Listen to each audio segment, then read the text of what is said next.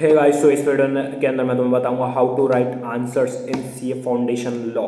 देखो बीसीआर का मैं तुम्हें बताऊं तो बीसीआर के अंदर तो सिंपल सा फॉर्मेट्स वगैरह दे रखे हैं, फॉर्मेट अच्छे से याद कर लो और जो उनके एग्जाम्पल दे रखे हैं उनमें से हर टॉपिक के अपन दो दो एग्जाम्पल पढ़ लो, बहुत सही लिखना आ जाएगा। और उसके जो रूल्स वगैरह दे रखे हैं वो अच्छे से पढ़ लो, तुम्हारे को अपने आप थोड़ा दिमाग में आ जाएगा कि कैसे कैसे क्या क्या लिखना है। तो बीसीआर के अंदर तुम ये कर लेना, ठीक है ना। अब बात करते हैं लॉ में। देखो ध्यान से सुनना मैं क्या बोलने वाला हूँ। लॉ के अंदर सबसे पहले अपन लिखेंगे प्रोविजन। अब ये नहीं तुम ऊपर लिख दो प्रोविजन फिर उसके आगे लिख रहे हैं, ऐसे नहीं करना। देखो सबसे पहले सेक्शन अगर तुम्हें याद हो ना तभी लिखना, वरना मत लिखना। अब तुम्हारे को प्रोविजन कैसे लिखना है, एक लाइन मैंने चुरा रखी थी और वही मैं चिपकाता था हमेशा, according to the provisions of Indian Contract Act 1872। फिर उसके आगे मैं जो प्रोविजन होता था ना, दिस सेक्शन ये सेक्शन नहीं याद तो जो भी लिखना, जो सेक्शन के बारे में सीधा वो लिख के द उसके बाद चालू कर दो तुम लिखना, ठीक है ना।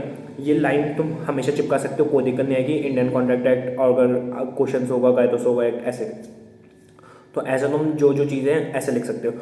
ये तुमने लिखा प्रोविजन पार्ट। उसके नीचे अपन बात करेंगे फैक्ट्स ऑफ द केस। तुमने भी सुना होगा फैक्ट्स ऑफ द केस लिखते हैं, लेकिन वो मेरे को सच बताऊँ रेलिवेंट लगता था तो मैं सीधा कंक्लूजन लिख देता। कंक्लूजन में क्या, in the given case this this this this, जो भी है वो सीधा ये लिखना है इन द गिवन केस।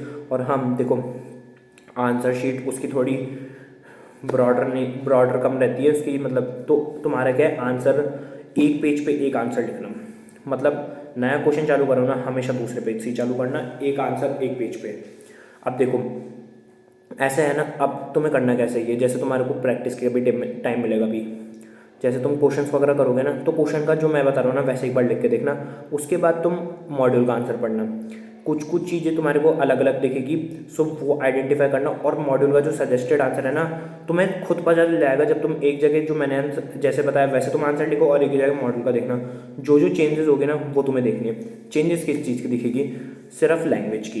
देखो मॉड्यूल में बहुत ज़्यादा हाई लैंग्वेज लिखी हुई है, इतना कोई दिक्कत नहीं आती। नॉर्मल अच्छी से लिखना लैंग्वेज, थोड़ा वर्ड यूज़ करना, इंडियन कॉन्ट्रैक्ट एक्ट वगैरह एग्रीमेंट, मतलब थोड़ा अच्छे अच्छे वर्ड यूज़ करना।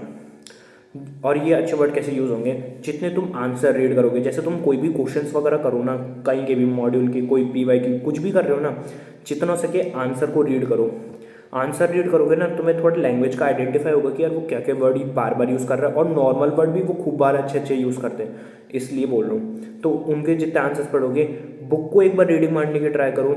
वैसे रीडिंग तो तुम इतने कम समय में शायद ही मार पाओ, लेकिन बुक रीडिंग मतलब इंडियन कॉन्ट्रैक्ट एक्ट तो रीड करना ही है। उसकी थोड़ी जहाँ पे तुम्हें पता ही है, देखो अगर तुमने मेरे टॉप 50 क्वेश्चन लिया है ना तो तुम्हारे को जो भी क्वेश्चन वगैरह है ना उनके आंसर्स की लाइनें रीड मारो, जो भी लाइनें वगैरह हैं बुक के अंदर से, तुम्हारे को आइडेंटिफाई होगा कि उसमें लिखना क्या है बेसिकली।